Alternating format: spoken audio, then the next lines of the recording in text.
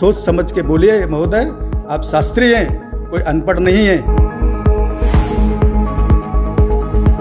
आप सुधर जाइए, संभल जाइए और सभी जनता के सामने आप माफी मांगिए इस शब्द पर, नहीं तो प्रभु राम जी का जो दंड होगा, आपने देखा है, राम रहीम को देखा है, आशा राम को भी देखा है, वहीं शायद आप भी पहुंच जाएंगे जल्दी।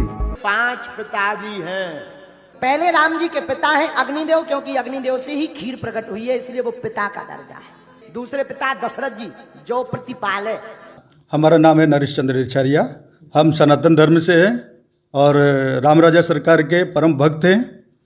और अभी हमने कुछ दिन पहले देखा सोशल मीडिया के ऊपर कि बागेश्वर नाम से, बागेश्वर सरकार के नाम से चल रहा है, आश्रम चला रहे हैं, अपनी दुकान चला रहे हैं। हमें कोई तकलीफ़ नहीं है, अपनी दुकान चलाइए, लेकिन सनातन धर्म के बारे में कुछ भी ऐसी टिप्पणी ना करें और प्रभु श्री राम जी के बारे में ऐसी टिप्पणी ना करें, क्योंकि वो अखिल ब्रह्मांड नायक हैं। पूरी सृष्टि उनके चरणों से उत्पन्न हुई है। और अभी इन्होंने थोड़ा दिन पहले सोशल मीडिया के ऊपर एक हमने वीडियो देखा इनका, उसमें ये प्रभु श्री राम जी के बारे में एकदम अभद्र बोलते हैं। हम क्षमा चाहते हैं प्रभु से कि हमें भी वो आपके समक्ष बोलना पड़ रहा है, वो शब्द जो कष्टदायी शब्द इन्होंने बोला है।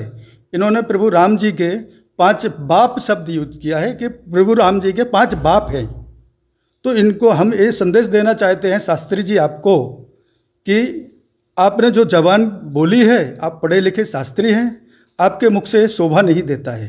ये सनातन धर्म के लिए बहुत बड़ा आघात है और ऐसे शब्दों का अगर आप प्रयोग करेंगे तो हमें आपके साथ में कानूनी लड़ाई भी लड़ना पड़ेगी और हमारे सारे संत समाज भी आपका विरोध करेंगे और आपका बहिष्कार करेंगे। उन्होंने जो टिप्पणी की है उस टिप्पणी में उन्होंने लॉजिक भी दिया है, जो 5 पिता या 5 बाप आप कह रहे हैं बताओ, उसमें उन्होंने लॉजिक दिया है। उन लॉजिक को क्या आप गलत मानते हैं? उन्होंने लॉजिक अपने मनगढ़ंत कहानी बनाई है, ऐसा किसी शास्त्रों में नहीं लिखा है। जैसे कि वो बोलते हैं अग्निदेव के बारे में कि अग्निदेव उनके पिता हैं। पहले राम जी के पिता हैं अग्निदेव, क्योंकि अग्निदेव से ही खीर प्रकट हुई है, इसलिए वो पिता का दर्जा है।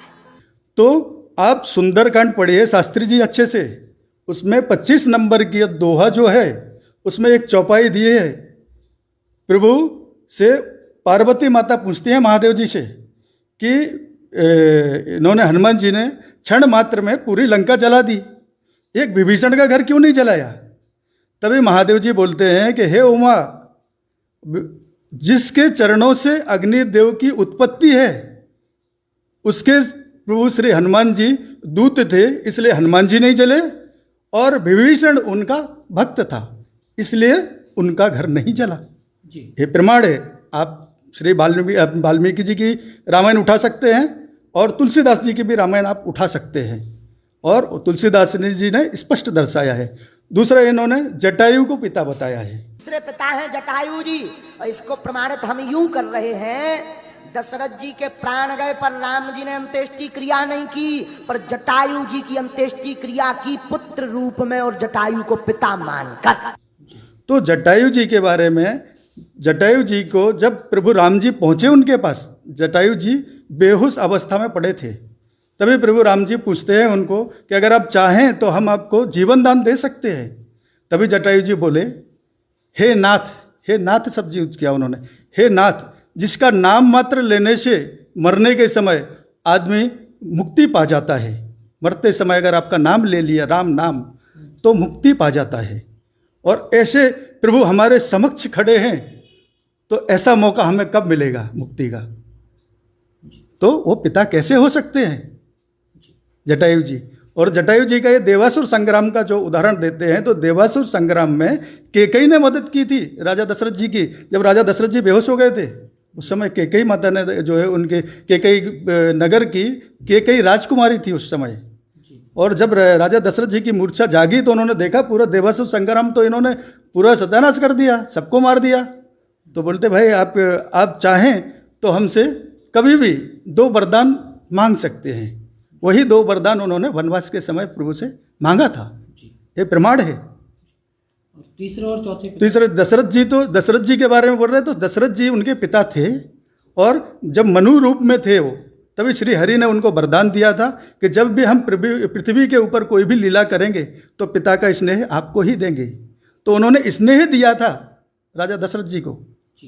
आज कोरोना काल में भी जैसे ये बोलते हैं कि अंत्येष्टि किए इन्होंने जटायु जी की, तो आज कोरोना काल में लाखों लोगों को, हजारों लोगों को मेडिकल डिपार्टमेंट के उनके जो भी स्टाफ के लोग हैं उन्होंने जलाया उनको। कोई डेड बॉडी लेने नहीं आया कोरोना काल में, तो उन सबको जलाया। तो क्या वो हजारों आदमियों के पिता हो गए? चौथे पिता हैं भैया विश्वामित्र जी। जब जाने लगे तो तुम पितु, दशरथ जी ने कहा आज से आप पिता हैं इनके। हैं?